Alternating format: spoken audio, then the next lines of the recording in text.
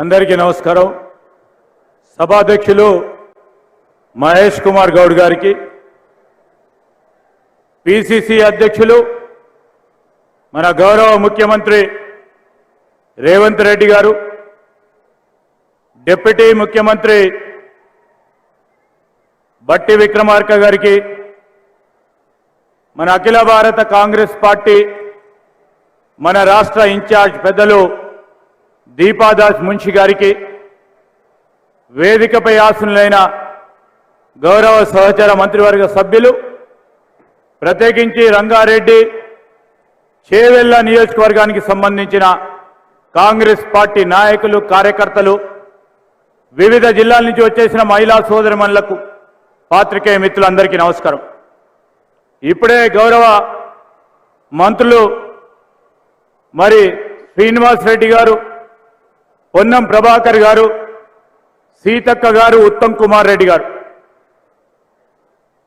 ఈ 70 రోజుల నుంచి రాష్ట్ర ప్రభుత్వ పరిపాలన విషయంలో, ప్రజాపాలన విషయంలో మనం ఏం చేస్తా ఉన్నాం, కాంగ్రెస్ పార్టీ కార్యకర్త నాయకుడు గర్వంగా ఈరోజు గ్రామాల్లో, మన టౌన్లో, మన సిటీలో నిలబడి ప్రజలకు ఇచ్చిన వాగ్దానాలు, మేనిఫెస్టోలో పెట్టిన ప్రతి అంశాన్ని కులంకుశంగా చర్చించి ఒక ప్రణాళికబద్ధమైన కార్యక్రమం తీసుకొని కాంగ్రెస్ పార్టీ కార్యకర్తలు, నాయకులకు సంబంధించి మనోభావాలను పెంచే విధంగా, ఆత్మ గౌరవంగా ముందుకు నడిచే కార్యక్రమంలో ముఖ్యమంత్రి గారి నాయకత్వంలో మేమందరం కూడా ముందుకు నడుస్తా ఉన్నాం. మిత్రులారా, ఈరోజు మీరు ఆలోచన చేయాలి. ఆ రోజు మేనిఫెస్టో, ఈ 6 గ్యారంటీలకు సంబంధించి మన అనేక సందర్భాల్లో ప్రజలకు వెళ్ళినప్పుడు కాంగ్రెస్ పార్టీ వస్తుందా చులకన మాట్లాడే టీఆర్ఎస్ బీజేపీ కార్యకర్తలకి ఈరోజు చూడండి, మేమే గ్యాస్ సిలిండర్ ఇవ్వబోతా ఉన్నాం, మీకు మేమే 200 యూనిట్ల కరెంట్ ఇవ్వబోతా ఉన్నాం. ఈరోజు పేదవాడు అని గుర్తించి రాబోయే కాలంలో, ఇంతకుముందే శ్రీనివాస్ రెడ్డి గారు చెప్పారు, తెల్ల రేషన్ కార్డు కూడా ముఖ్యమంత్రి గారి నాయకత్వంలో తెల్ల రేషన్ కార్డుదారులందరికీ కూడా, అందరికీ పేదవారికి తెల్ల రేషన్ కార్డు ఇచ్చే కార్యక్రమాన్ని చేయబోతాం. మనం ఇచ్చిన ప్రతి వాగ్దానాన్ని నిలబెట్టిన ప్రయత్నంలో ఖజానాలో చిల్లి గవ్వ లేకున్నప్పటికీ ఒక క్రమశిక్షణబద్ధ కార్యాచరణ తీసుకోవాలని పెద్దలు బట్టి విక్రమార్క గారి నాయకత్వంలో ముందుకు నడుస్తా ఉన్న వైనంలో మనం రాబోయే కాలంలో మీరందరూ కూడా ఈరోజు చేవెళ్ల నియోజకవర్గం, పార్లమెంటు నియోజకవర్గానికి సంబంధించి కాంగ్రెస్ పార్టీ మరొకసారి మీరందరి ఆశీర్వాదంతో ఇక్కడ ఈ ప్రాంతానికి సంబంధించి గెలిచిన మరి వికారాబాద్ శాసనసభ్యులు, ఇప్పుడు గౌరవ స్పీకర్గా ఉన్న ప్రసాద్ గారు, అదేవిధంగా రామ్మోహన్ రెడ్డి గారు, మనోహర్ రెడ్డి గారు, మరి చాలా పోరాటం చేసి మిగతా నియోజకవర్గంలో కాంగ్రెస్ పార్టీ ఇన్ఛార్జీలుగా పనిచేస్తా ఉన్న కాంగ్రెస్ నాయకులందరి నాయకత్వంలో రేపు రాబోయే కాలంలో మనం కాంగ్రెస్ పార్టీని గెలిపించాల్సిన బాధ్యత మన పైన ఉంది. మీరందరూ చూశారు, టీఆర్ఎస్ నాయకత్వంపై విసిగి వేసారి ఈరోజు సీనియర్ నాయకులైన మరి జిల్లా పరిషత్ చైర్మన్ సునీత మహేందర్ రెడ్డి గారితో పాటు, కృష్ణారెడ్డి గారితో పాటు, మరి రంగారెడ్డి జిల్లా పరిషత్ చైర్మన్ గారితో పాటు అనేక మంది కాంగ్రెస్ పార్టీలో చేరినారు. ఈరోజు మనమందరం కూడా కలిసి కొట్టుకొని ముందుకు తీసుకెళ్లే ప్రయత్నం చేద్దాం.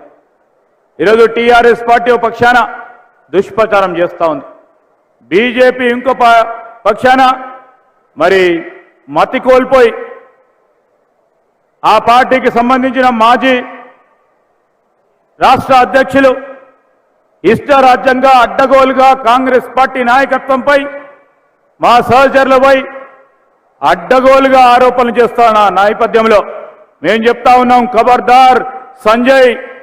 ఈరోజు మేము తలుచుకుంటే బీజేపీ ఈరోజు ఈ రాష్ట్రంలోనే వారికి అతి గతి లేకుండా చేసే కార్యాచరణ జరుగుతుంది. ఒక సంస్కారం లేకుండా, సంస్కారహీనులుగా మొన్న హుస్నాబాద్లో 2-3 సందర్భాల్లో ఆ ప్రాంతానికి సంబంధించిన శాసనసభ్యుడు గౌరవ మంత్రి సోదరుడు పొన్నం ప్రభాకర్ గారిపై మాట్లాడిన తీరు చూస్తా ఉంటే మేము బీజేపీ నాయకత్వాన్ని అడుగుతా ఉన్నాం.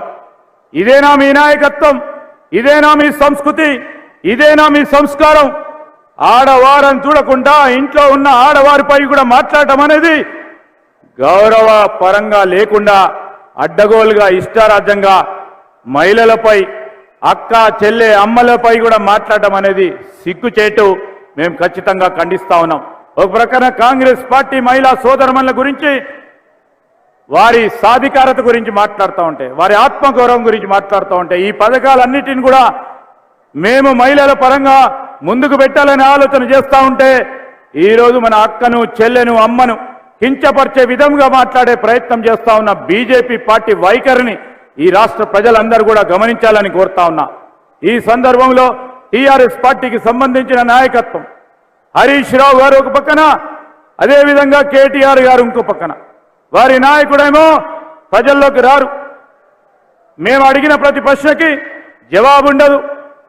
ఈరోజు ఆర్థిక వ్యవహారాలపైన జవాబు చెప్పాలి. శ్వేతపత్రాన్ని మేం అసెంబ్లీలో పెడితే దానికి జవాబు లేదు. విద్యుత్ పరంగా శ్వేతపత్రాన్ని పెడితే దానికి జవాబు లేదు. మొన్న ఇరిగేషన్ మంత్రి గారు ఉత్తమ్ కుమార్ రెడ్డి గారు ఇరిగేషన్ పరంగా ఈరోజు శ్వేతపత్రం చెప్తే దాని పరంగా జవాబు లేదు. జవాబు లేని నాయకత్వం వారిది. ప్రజల్లో మొత్తం పూర్తి స్థాయిలో మరి అవమాన పడ్డి ఈరోజు మరొక్కసారి ప్రజలకు వచ్చే ప్రయత్నంలో కాంగ్రెస్ పార్టీ ప్రభుత్వాన్ని దుష్ప్రచారం చేస్తూ ముందుకు నడుస్తా ఉన్న తరుణంలో నేను కానీ మా సోదరులు ఇక్కడ ఉన్న మా ప్రభుత్వ అడ్వైజర్ నరేందర్ రెడ్డి గారు మొన్న ఈ ప్రాంతానికి వచ్చినప్పుడు పత్రికలకు సంబంధించి చెప్పినప్పుడు ప్రతి ఒక్క మేమిచ్చిన ప్రతి మాటను నిలబెట్టుకునే కార్యాచరణలో మా ప్రభుత్వం, మేము కానీ, మా ముఖ్యమంత్రి గారు కానీ, మా అఖిల భారత కాంగ్రెస్ పార్టీకి సంబంధించిన మా నాయకత్వం కానీ ఈరోజు కట్టుబడి ఉంది. ఎవరు అధైర్యపడవద్దు. మేము ఇదే కాంక్షతో ముందుకు నడుస్తా ఉన్న తరుణంలో మీ అందరికీ మనవి చేస్తూ కాంగ్రెస్ పార్టీని నిరిగి పార్లమెంట్ ఎన్నికల్లో పెద్ద ఎత్తున గెలిపియాలని మీ అందరినీ కోరుతూ సెలవు తీసుకుంటాను. జై హింద్, జై కాంగ్రెస్.